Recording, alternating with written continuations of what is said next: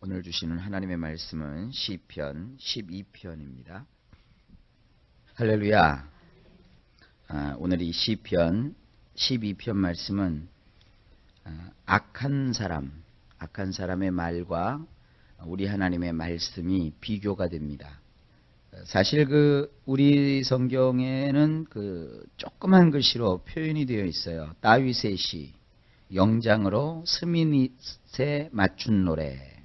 다윗의 시, 영장으로 스미닛에 맞춘 노래. 이게 원래 원문 성경에는 이게 들어가 있습니다.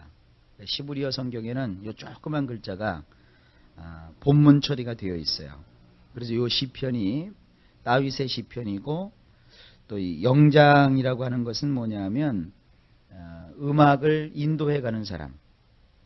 영장이라고 하는 것은 소리를 하는 대장이라는 뜻이에요. 그래서 그 대장을 위해서 스밋이라고 하는 그 음률에 따라서 이 시편을 노래해야 된다. 그걸 안내해 준 겁니다. 그러니까 이 시편 12편 말씀은 다윗이 하나님 앞에서 지은 그와 같은 시편이라는 것을 보여주고 있고, 또 이 시편은 다 노래입니다. 노래. 그것을 알 수 있습니다. 다윗이 일평생 살면서 이 말로 인해서 어려움을 많이 겪었어요. 그가 그러면서 인간의 말, 특별히 악한 사람, 사악한 사람의 말과, 그리고 하나님을 경외하는 자의 그 마음, 그리고 하나님을 경외하는 자에게 주시는 하나님의 말씀을 오늘 본문에서 짧지만 아주 기가 막히게 비교해 주고 있습니다. 성령님께서 다윗을 통해서 하나님의 말씀의 위력이 무엇인지를 우리에게 보여주고 계시는 겁니다. 자, 1절에 보면 여호와여 도우소서. 하나님께 지금 도와달라고 그러는 거예요. 왜 그러느냐 하면 경건한 자가 끊어집니다. 그랬어요. 이 경건한 자라고 하는 건 뭐냐면 하나님을 믿는 이런 그 신앙을 가진 사람을 경건한 자라고 합니다. 경건한 자가 이 땅에서 끊어진다는 것은 여기서는 그쳤다라는 겁니다. 그 다음에 또 같은 말이 반복이 돼요. 충실한 자가 인생 중에 없어지도소이다. 우리 성경에는 원문에 있는 내용을 조금 이렇게 뒤틀었어요. 여기 보면 충실한 자라고 하는 건 그야말로 믿음을 가진 자, 마음에 신실한 사람, 그런 사람이 여기서 인생 중이라는 게 아니라 사람의 아들들 가운데, 사람이 낳은 그러한 자식들 가운데서 이러한 그 신실한 사람이 자꾸 없어진다는 거예요. 그러니까 지금 다윗이 이 시편을 기록했을 때가 언제냐면 지금부터 약 한 3000년 전이에요. 그러니까 3000년 전에도 경건한 자가 끊어지고, 그리고 아주 믿음을 가진 성실한 사람들이 인생 가운데서 자꾸 이렇게 실패하고 무너지고 쓰러지고 약해지고 하는 그런 모습이 있었단 말이에요. 그런 얘기를 하죠. 옛날에는 참 사람들이 선하고 좋았는데 요즘은 사람들이 자꾸 악해진다. 그런 얘기를 하는데 그것이 일부는 맞지만 일부는 옳지 않아요. 옛날에도 100년 전에도 그랬고 1000년 전에도 그랬고 2000년 전에도 그랬고 다윗이 살던 3000년 전에도 마찬가지였어요. 항상 인간이 사는 곳에서는 경건한 자, 하나님을 경외하는 사람들이 자꾸 이렇게 끊어지고 그치고, 그리고 충성된 사람들, 하나님 앞에 신실한 믿음을 가진 그런 성실한 사람들이 사람들 가운데서 자꾸 이렇게 없어지는 경향은 어느 시대나 항상 있는 일입니다. 우리 시대라고 해서 특별히 더 악하다 이렇게 생각하지 마시고, 우리 시대도 옛날같이 여전히 인생들이 사는 곳이기 때문에 악한 모습이 있다 이렇게 생각하고 사시는 게 훨씬 편하고 좋습니다. 그러면 뭐냐, 이러한 그 경향을 가지고 있는 세상에서 우리는 어떻게 마음을 가지고 살아가야 될 것인가, 또 우리는 어떤 자세로 하나님을 섬겨야 될 것인가 하는 것을 볼 수 있습니다. 자, 2절에 보면 저희가 이웃에게 각 특히 거짓을 말하며 악초많은 입술과 두 마음으로 말하는도다. 여기 말이 나와요. 말, 언어. 언어에 있어서 중요한 것이 우리 입술이고요. 또 마음이죠. 그리고 언어를 하는 데 있어서 이 말하는 거. 이 언어라고 하는 것이 말이에요. 발성 언어가 있고 비발성 언어가 있어요. 발성 언어라고 하는 것은 입술로 표현되는 것이고 비발성 언어는 입술로 표현되지 않고도 하는 말이 있어요. 특히 그 엄마하고 자녀들 가운데 그게 있죠. 말 안 하지 않아도 그냥 이렇게 탁 눈짓하면 뭐 조용히 해, 뭐 밥 먹어, 가만히 있어, 이제 가, 빨리 해. 눈으로 하는 언어가 있죠. 그리고 이렇게 분위기를 파악을 하면 사람이 말을 안 해도 저 사람이 지금 기분이 좋은 건지 나쁜 건지 그런 게 있다고요. 그런데 언어라고 하는 것은 단지 입으로만 막 하는 것이 아니라 여기는 요소가 있어요. 입술과 마음으로 하는 거예요. 말은. 그래서 입술로 표현되는 것은 발성되는 것이고 그냥 마음으로만 말하는 것은 비발성 언어죠. 근데 어쨌든 세상이 악해지고 경건한 자가 끊어지고 충실한 자가 인생 중에 없어지는 이 세상의 모습은 마음은 마음인데 두 마음이에요. 두 마음. 그리고 말은 말인데 거짓을 발성하고 그리고 아첨하는 입술이 있어요. 아첨이라고 하는 것은 이럴 때는 요 말하고 저럴 때는 저 말하면서 상대방의 기분을 이렇게 뭐라고 할까요? 맞춰주는 거죠. 근데 그것이 좋은 뜻으로는 이게 안 쓰이는 겁니다. 이 아첨한다는 말은 상대를 호릴 목적으로 상대의 판단을 버릴 목적으로 하는 그런 이렇게 호감 가게 하는 말만 골라서 하는 말. 이게 바로 아첨입니다. 이런 말이 다 지금 이 세상에 판을 치고 있어요. 특히 무슨 뭐 서비스 센터나 이런 데 가면은 좀 그런 말 안 했으면 좋겠어요. 고객님을 사랑합니다. 은혜를 받다고 사랑한대. 뭐 우리는 뭐 고객님만을 위해서 열심히 일하는 사람들이라고 그러고 말이죠. 그거 다 아첨하는 말이에요. 그게 이 세상에 막 널렸어요. 특히 이 아첨하는 말을 제일 잘하는 민족이 일본 민족이에요. 그 일본 사람들이 그 뭐 하이 그러면서 아주 굉장히 친한 것 같은데 다가가 보면 아주 무서운 게 일본 사람들이에요. 그래도 우리나라 사람들은 묵뚝뚝하지만 얼마나 진실하고 사람들이 착해요. 그래서 우리 민족을 하나님이 이렇게 사랑하시는 거예요. 여러분 좌우지간 우리는 중요한 것은 이 세상이 두 마음을 가지고 있다는 거 이거 잘 알고 계셔야 돼요.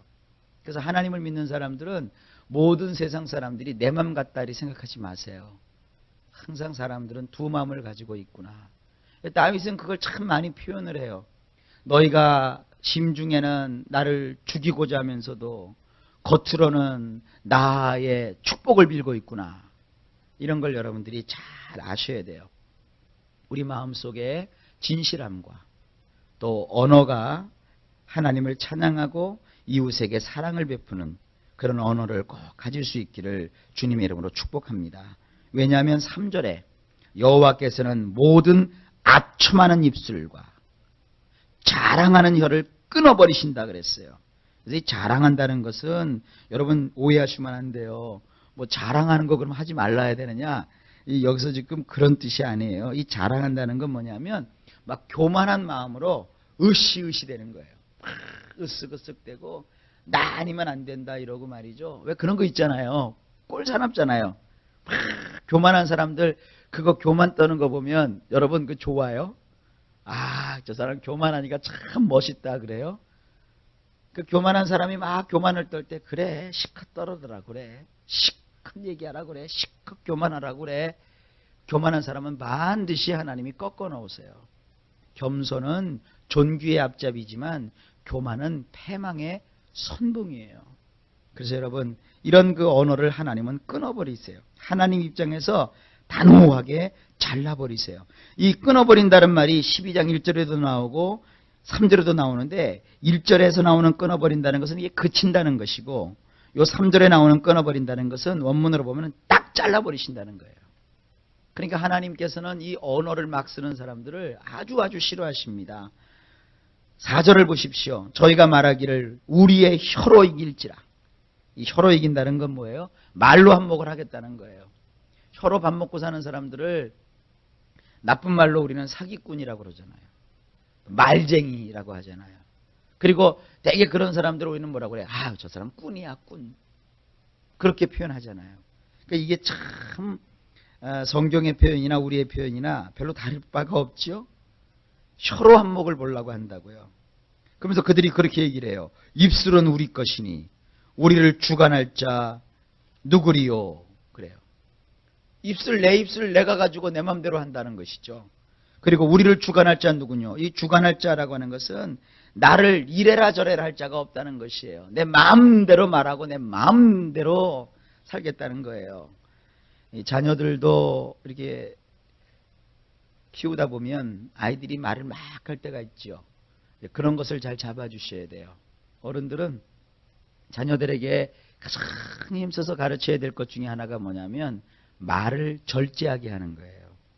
그래서 긍정적인 말을 하게 하고 또 남을 비방하고 비난하는 말 대신에 남을 세워주고 높여주는 말을 하게 하고 또 칭찬하는 말을 하게 하고 아주 어려운 상황에서도 긍정적인 것들을 이렇게 발견해서 긍정적인 말을 할 수 있는 그런 진실한 자가 되도록 지도하는 일은 굉장히 중요합니다. 하나님이 그런 모습을 참 좋아하십니다. 그런 걸 하지 않고 그냥 자기 맘대로 얘기하게 하고 요즘 애들을 한 명씩 나서 키우고 그러니까 아이들이 말을 막 해도 부모가 내버려둬요. 왜 그렇게 내버려두느냐? 그러니까 기가 죽는데요. 그런 거 기살려 갖고 나중에 뭐 하려고요? 점점 시대가 악해지지만 사람들이 그래요. 깨끗한 거 좋은 건 알아요.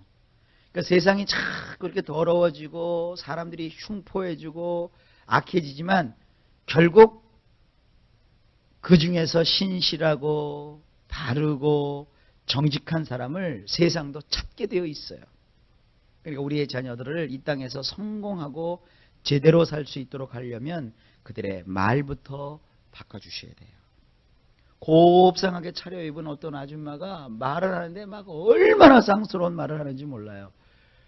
근데 보기에는 굉장히 검소하고 아주 이러신 분인데 말 한마디 한마디가 얼마나 조신하고 그리고 참 품위가 있는지 몰라요. 여러분 우리 그리스도인들은 언어가 참 품위가 있어야 됩니다. 그래서 우리 언어가 정말 하나님 앞에 쓰임받을 수 있는 그런 언어가 될 수 있기를 바랍니다. 자, 그런데 이제 하나님의 말씀이 나와요. 그런 그 세상 사람들의 언어 습관과 달리 우리 하나님은 어떤 분이신가? 5절에 보면 하나님의 말씀에 가련한 자의 눌림과 궁핍한 자의 탄식을 인하여 내가 이제 일어나 저를 그 원하는 안전지대에 두리라 하시도다. 이 5절 말씀은 사실은 번역하고 해석하기가 참 어려운 구절이기도 합니다. 어느 부분이 그러냐면 내가 이제 일어나 저를 그 원하는 안전지대에 두리라 그랬어요. 그래서 이것이 꼭 굉장한 의미가 있는 것이다 이렇게 생각을 할 수도 있는데 이건 이렇게 되어 있습니다. 원문을 보게 되면 그 뒷부분부터 좀 보겠습니다. 내가 이제 일어나 그 사람이 누구냐면 가련한 자, 궁핍한 자, 남한테 눌려가지고 사는 사람, 그리고 아주 가난한 사람. 그 사람이 뭐라고요? 눌려서 힘들어지고 그다음에 탄식한다고 그랬죠. 한번 상황을 생각을 해보세요. 이 구약은 시브리어로 되어 있는데 이 시브리어는 굉장히 뭐라고 할까요? 동적이에요. 그림을 그리듯 여기서 그릴 수가 있어요. 아주 가련한 자가 있어요. 근데 그 사람을 누가 이렇게 꽉 눌렀어요. 그럼 뭐가 나와요? 어이쿠. 그러죠. 어이쿠. 그리고 그 사람이 얼마나 없는지 막 탄식이 나요. 모처럼 장을 보려고 시장을 갔는데 배추 하나 살려고 1,000원 갖고 갔더니 배추가 1,000원짜리가 하나도 없어요. 그러면 여러분 속에서 뭐가 나와요? 어휴, 탄식이 나오죠. 지금 요게 그거예요, 그거. 그래서 막 눌려가지고 막 괴로워하고 그러다가 그 사람이 막 탄식이 나와요. 그런데 하나님께서 이제 일어나셨어요. 그래서 거기서 그 원하는 그랬죠. 원하는. 여기서 이 원한다라는 말이 이게 사실은 원문에는 제대로 표현이 안 되어 있는 말이에요. 이게 뭐냐면 그 사람이 어휴 지금 이렇게 하고 있는 그 모습을 원문에는 담고 있어요. 원문에서는 그 사람이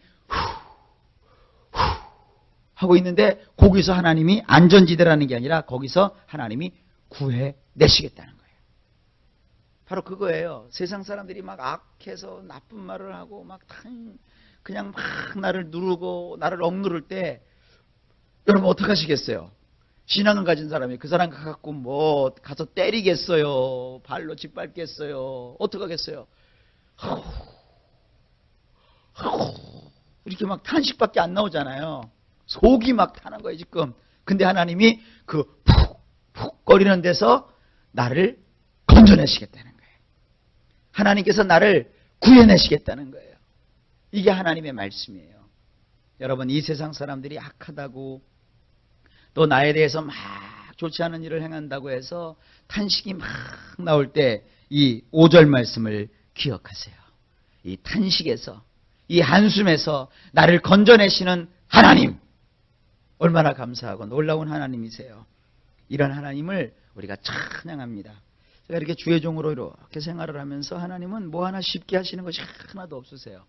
왜 그러는 줄 아세요? 하나님은요, 하나님이 사랑하는 자는요, 일거수일투족. 걸음 하나하나도 다 하나님의 은혜로 산다는 것을 알려주시고 알게 하시고 깨닫게 하시는 하나님이에요. 어제 이렇게 낮에 아침부터 이사 준비하느라고 여기 와서 좀 청소 좀 하고 준비도 하고 하루 종일 좀 일 좀 했죠 저도. 그런데 점심때쯤 정 목사님하고 통화를 했어요. 뭐 좋은 일이 있으면 좀 나한테 먼저 전화를 해야 되는데 생전 안 그래요. 그래서 전화를 했더니 뭐하러 전화를 했어? 하는 식으로 얘기를 해요. 그러면서 내가 말하는 해줄까? 그래요. 해주세요. 그랬더니 기적이 일어났어. 그래요. 무슨 기적이 일어났어? 그랬더니 아침에 부동산에서 전화가 왔대요. 오늘 내일 혹시 이사 가실 수 있어요? 그러더래요. 그 부동산에서 어저께 내일 이사 가실 수 있어요? 우리는 내일 그러니까 오늘 이사하려고 계획을 먹었잖아요. 왜요? 그러니까 급히 이사를 들어올 사람이 있는데 혹시 내일 이사 가실 수 있으면 계약을 하자고. 그래갖고 어제 아침에 그 안 나가던 집이 나가버렸어요. 그래서 오늘 이사 오는데 그 사람들이 바로 이사를 들어온대요. 집도 수리도 못한 채로. 어떤 사람이 어떤 집에 계약을 했다가 이사를 들어가려고 하는데 계약이 어그러졌대요. 그러니까 급하니까 집을 찾아갖고 그걸 들어오게 된 거예요. 그래서 그러니까 지난번에 우리 애들도 남자놈들 둘이 있잖아요. 참 말도 안 듣고 이놈들이 두 놈이 있는데 뭐 큰 놈은 뭐 살이 좀 조금 쪘다고 아무도 자기한테 접근 금지요. 성격을 아니까요. 그러니 이놈이 서울을 오더니 제일 걱정이 할아버지 할머니요. 할아버지 할머니한테 자기의 그 모습은 절대 안 된대요. 아빠도 안 된대요. 그래가지고 알았다. 내가 할아버지하고 할머니한테 얘기를 해놓을 테니까 네 알아서 하세요. 내가 그랬어요. 근데 전에 기도를 하는데 가정예배를 드리는데 정 목사가 그러더라고요. 하나님께서 큰애를 참 사랑하셔가지고 걔 말을 하나님이 주로 잘 들으신대요. 그래서 걔 마음을 하나님이 헤아리셔서 이사하는 것도 하나님께서 그렇게 좀 보류하고 계시는 거다. 그렇게 말씀을 하세요. 그랬더니 그 정 목사 말은 며칠 전부터 뭐 이제 한 달 정도 됐겠죠. 다니엘이 그러면 내가 좀 이사를 좀 가볼까 그러더래요. 그러면서 그 마음이 이쪽으로 향했어요. 그리고 살을 제가 볼 때 많이 뺐거든요.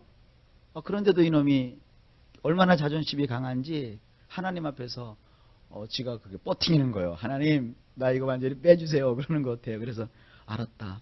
너 이사 와도 이사 안 하는 것으로 하지 뭐 너는.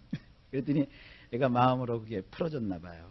그러니까 하나님께서 그 아이지만, 그 어린아이지만 그 아이가 다른 건 몰라도 하나님을 참 경외해요. 하나님 두려워함을 알고. 이놈이 태국에 가서 한 2년을 있는 동안에 굉장히 아이가 갈 때 심란했어요, 마음이. 하나님이 도대체 계신 건가? 계시다면 왜 우리 엄마 아빠가 저렇게 어려움을 겪어야 되는가? 저는 그 목회자로서 그냥 그 목회자만 어려움을 겪으면 그만인 줄 알았더니 자녀에게 그 내리는 그 어려움이라는 것은 이루 말할 수 없잖아요. 여러분도 어려움을 겪다 보면 나중에 제일 밟히는 게 누구예요? 자식들이죠. 다른 건 다 참아도 자식이 어렵다 하는 건 못 참으시죠. 그게 뭐냐면 그게 부모예요, 부모. 근데 이러면 이제 태국에 와가지고 막 아주 겪은 일이 한두 가지가 아니에요. 뭐 이런 얘기는 굉장히 비밀스러운 얘기인데 하여간 인간이 해서는 안 될 생각도 해보고 말이죠. 그다가 어느 날 아주 극한 고난 속에서 눈을 떴는데도 예수님이 보이더래요. 그래서 자기를 향해서 막 눈물을 흘리고 우시면서 자기를 품으시는 그 하나님을 거기서 만났어요. 그러니까 그걸 만나고 나서 이제 그 영혼이 이렇게 회복되면서부터는 기도를 해도 굉장히 하나님께 깊고 진실한 기도를 해요. 그래서 하나님 앞에서 야, 그렇구나 하는 걸 제가 느껴요. 그래서 이 말씀을 볼 때 굉장히 마음에 감동이 와요. 우리 인생 속에 막 탄식하고 뭐 할 수 있는 것이 탄식밖에 없어요. 막 생각은 우리는 예수 믿는 사람은 죽고 싶어도 못 죽잖아요. 그죠? 그러니까 막 탄식밖에 안 나고 막 허유밖에 안 나오죠. 여기 보세요. 하나님이 일어나신다는 거예요. 여러분, 이 목사의 삶이 또 목사가 겪었던 가정적으로 겪었던 이런 일들이 사실은 여러분들에게도 큰 교훈이 되면 좋겠어요. 여러분 뭔가 지금 눌려서 탄식하고 있는 거 있죠? 그거 걱정하지 마세요. 하나님이 다 때가 되면 내가 여기 있지 않느냐 하고 보여주셔서 기가 막힌 일을 이루어주세요. 그래서 여러분 저는 어저께 기적을 봤어요. 저희 가정은. 그래서 하나님이 정말 살아계시구나. 또 우리 교회도 여러분 기적이 일어날 거예요. 여러분 가정도 기적이 일어나요. 우리 하나님은 우리를 그 푹푹거리는 그 한숨에서 건져내시는 하나님이시기 때문이에요. 우리 하나님의 말씀은 순결하다 그랬어요. 얼만큼 순결하느냐? 흑도가니에서 은을 7번이나 단련했어요. 이 7이라는 숫자는 뭐냐면 완전 숫자예요. 그리고 여호와께서 저희를 지키셔서 이 세대로부터 영영토록 보존하신다 그러셨어요. 8절에 보면 비루함이 인생 중에 높아지는 때에 악인이 처체에 횡행하는도다. 이 비루함이라고 하는 것은 그 뭐라고 할까요? 악한 사람이 여기도 역시 인생이라고 되어 있는데 사람의 그 아들들 가운데서 이런 그 악한 사람의 그 헛된 말 아주 그 사악함이 막 사람들 가운데서 오히려 야 사람은 저렇게 악한 말도 할 줄 알아야 돼. 저렇게 거짓말도 좀 할 줄 알아야 돼. 때로는 저렇게 사기도 칠 줄 알아야 돼. 막 이렇게 사람들이 막 그 사람을 높이 봐주는 그런 시대에 이 세상에는 말이죠. 선한 사람은 자취를 감추고 악한 사람만 처체에 횡행한다고 그랬어요. 그러니까 이 마지막 시대에 이게 지금 8절 말씀은 1절 말씀이 다시 한번 반복이 되는 거예요. 그러니까 자꾸 악한 사람이 성황하니까 의로운 사람, 진실한 사람들은 자꾸 숨잖아요. 피하잖아요. 이런 시대에 우리가 정말 붙잡아야 될 것은 뭐냐? 5절 말씀 다시 한번 들어갑니다. 하나님의 말씀. 그걸 붙들고 우리가 하나님을 의지하면 하나님께서는 우리를 그 탄식에서 건져내시고 우리를 구원하실 줄로 믿습니다. 오늘 한 날도 여러분 하나님은 우리와 함께 하십니다. 오늘 세상에서 여러분들 악한 사람들을 볼 거예요. 그런 사람들의 거짓된 입술을 여러분 볼 거예요. 마음에는 진실함도 나를 존경함도 없으면서도 막 거짓부렁으로 거짓말로 막 아첨하는 그런 사람도 여러분 볼 거예요. 거기에 막 왔다 갔다 하지 마시고 나를 그 모든 것에서 건지시는 그 하나님을 바라보시면서 하나님의 약속의 말씀을 붙잡아 승리하실 수 있기를 예수님의 이름으로 축복합니다. 하나님이 보호하시고 영영토록 지켜주실 것입니다.